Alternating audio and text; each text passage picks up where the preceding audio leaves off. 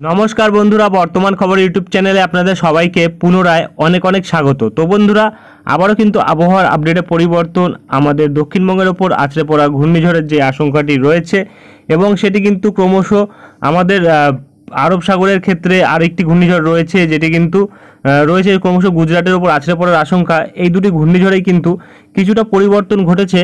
আমাদের বঙ্গের পাশে যে ঘূর্ণিঝড়টি রয়েছে সেই ঘূর্ণিঝড়টি কিন্তু ক্রমশ শক্তি হারালেও এখনও অবধি কিন্তু যে আপডেট পাওয়া যাচ্ছে, দেখা যাচ্ছে যে এটি কিন্তু ঘূর্ণিঝড়েই রয়েছে এবং ক্রমশ কিন্তু এটির ল্যান্ডফলের দিকটা আমরা গতকাল যেখানে দেখিয়েছিলাম যে যেই জায়গা অতিক্রম করছিল সেই জায়গাতে কিন্তু পরিবর্তন ঘটেছে এবং আমাদের দক্ষিণবঙ্গ থেকে কিন্তু বৃষ্টির পরিমাণ এই যে গতি অভিমুখ যেই পরিবর্তন ঘটেছে, যার ফলে কিন্তু অন্যদিকে চলে যাচ্ছে এবং বৃষ্টির পরিমাণও কিন্তু আমাদের দক্ষিণবঙ্গে কমেছে।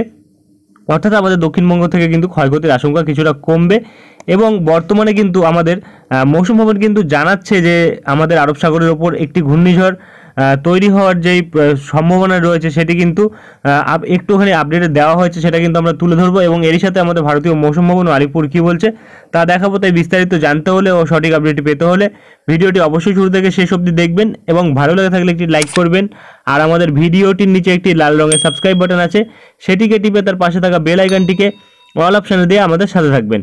এবং আপনারা বর্তমানে ভিডিওটি কোন জেলা বা জায়গা থেকে দেখছেন, সেখানকার আবহাওয়ার পরিস্থিতি কেমন আছে তা কিন্তু অবশ্যই কমেন্ট বক্সে কমেন্ট করে জানাতে ভুলবেন না। তো চলুন বন্ধুরা, আমরা ভিডিওটিকে শুরু করব, তবে তার আগে দেখে নেব আমাদের ভারতীয় মৌসুম ভবন ও আলিপুর আবহাওয়া দপ্তর কী বলছে। তো বন্ধুরা, আমরা চলে এসেছি বিশ্ব আবহাওয়া সংস্থার আপডেটে। এখানে কিন্তু প্রকাশিত আপডেটে কিন্তু বলা হয়েছে যে আগামী 7 দিনের মধ্যে আমাদের বঙ্গোপসাগরের ওপর কিন্তু ঘূর্ণিঝড় সৃষ্টি হওয়ার সম্ভাবনা কিন্তু নেই, যেটা কিন্তু আমরা বর্তমানে পাচ্ছি।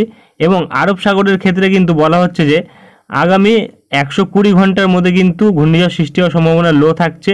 120 থেকে 144 ঘন্টার মধ্যে কিন্তু বলছে যে মিডিয়াম থাকছে, মানে অর্থাৎ মাঝামাঝি একটা সম্ভাবনা রয়েছে যেটা কিন্তু ঘূর্ণিঝড় সৃষ্টি হতে পারে এবং আগামী 7 দিনের মধ্যে কিন্তু সেই সম্ভাবনাটা কিন্তু হাই, অর্থাৎ একটা তীব্র সম্ভাবনাতে কিন্তু পরিণত হচ্ছে, যেটা আমরা বর্তমানে পাচ্ছি।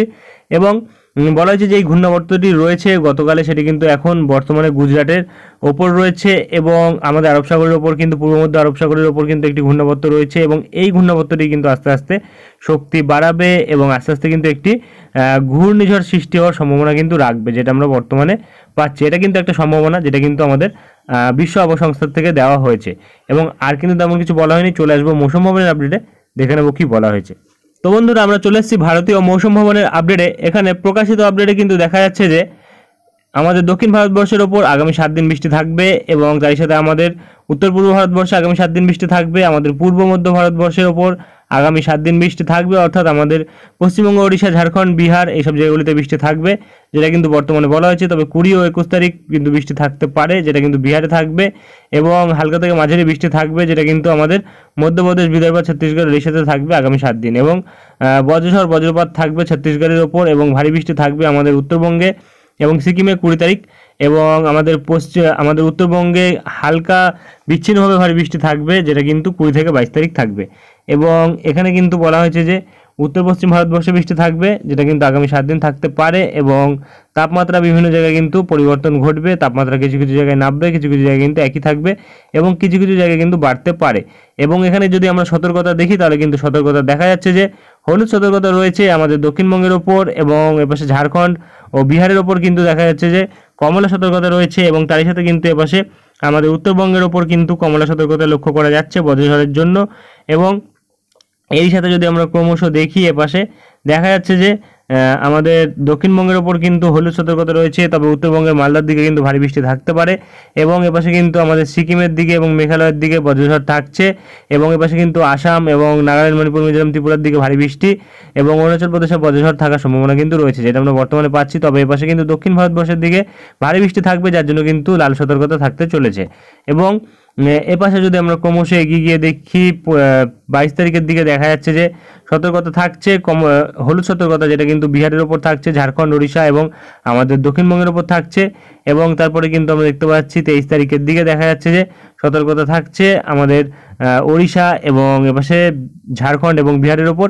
আমাদের দক্ষিণবঙ্গ, উত্তরবঙ্গ এবং সিকিমের ওপর কিন্তু কোনো সতর্কতা নেই। এপাশে কিন্তু আমরা যেটা বর্তমানে পাচ্ছি দেখা যাচ্ছে যে আমাদের অরুণাচল প্রদেশের উপরও কিন্তু কোনো সতর্কতা নেই এবং আসামের উপরও কিন্তু কোনো সতর্কতা নেই, যেটা আসামের উপর সতর্কতা রয়েছে বজ্রঝড়ের জন্য, এবং নাগাল্যান্ড, মণিপুর, মিজোরাম, ত্রিপুরার উপর কিন্তু বজ্রঝড়ের জন্য হলুদ সতর্কতা রয়েছে, যেটা আমরা বর্তমানে পাচ্ছি।